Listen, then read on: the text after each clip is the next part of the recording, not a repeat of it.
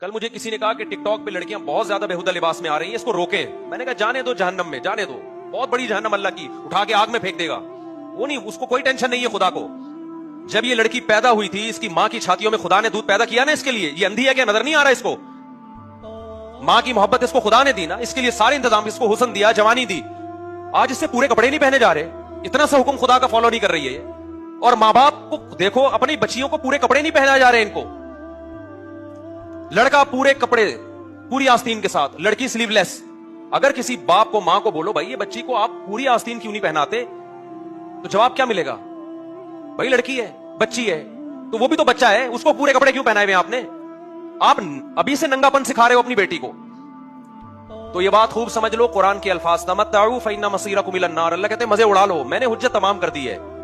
جب پیدا ہوئے تھے میں نے ضرورت پوری کر دی، آسمان سے بارشیں برسائی، فالق الحب والنوا، زمین سے دانے کو پھاڑ کے تناور درخت بنایا جس سے تم کھاتے ہو، تمہارے جانوروں کو سوکھا چارہ کھلایا جس سے گوشت بنایا، جس سے دودھ بنایا. میں اپنی ذمہ داری پوری کر کے بیٹھا ہوا ہوں.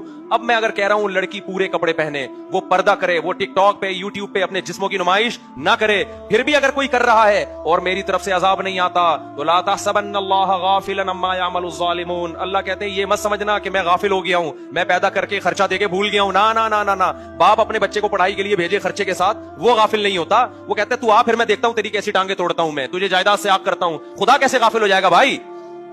خدا کو بے حیائی پسند بولو نہیں ہے. اور ایک ہے بے حیائی کا ارتکاب کرنے والا، ایک ہے بے حیائی پھیلانے والی یا پھیلانے والا. دونوں میں بڑا فرق ہے. اللہ کہتے ہیں جو بے حیائی کو پروموٹ کرتے ہیں ان کے لیے دردناک عذاب ہے. دیکھو ایک کسی طوائف کا ناچ دیکھ کے حرام لذت حاصل کر رہا ہے، یہ بھی گناہگار ہے، لیکن ناچنے والی زیادہ گناہگار ہے، کیونکہ وہ بے حیائی کو کیا کر رہی ہے؟ وہ پروموٹ کر رہی ہے، پھیلا رہی ہے. وہ ایسا پردہ اترتا چلا جا رہا ہے دیندار گھرانوں میں. بچیوں کو کپڑے پہناتے ہوئے ان کو موت آ رہی ہے یار. مارکیٹ میں جاؤ، بچیوں کی شلوار قمیضیں ہی نہیں مل رہی ہیں، مکہ میں نہیں مل رہی، مدینہ میں نہیں مل رہی.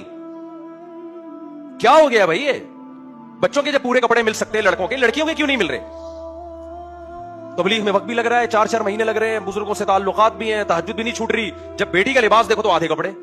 میں کہتا ہوں بھائی اس کو پورے کیوں نہیں پہنا رہے آپ؟